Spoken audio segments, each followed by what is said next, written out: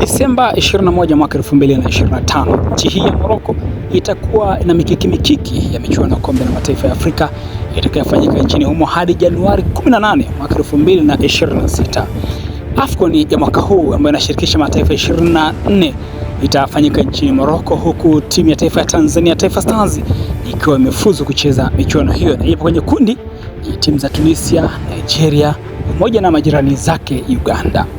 Lakini si hivyo tu, michuano hii ya mwaka 2025 Tanzania inakwenda na majirani zake wengine ambao ni Msumbiji, Uganda, Zambia na Jamhuri ya Kidemokrasia ya Kongo. Mataifa yote haya kutoka upande wa kusini mwa Afrika na mashariki mwa Afrika watakwenda kushiriki michuano hii, ikiwa ni michuano ambayo inatarajiwa kuwa na mikiki kwelikweli kutokana na aina ya timu ambazo zimefuzu kucheza fainali hizo.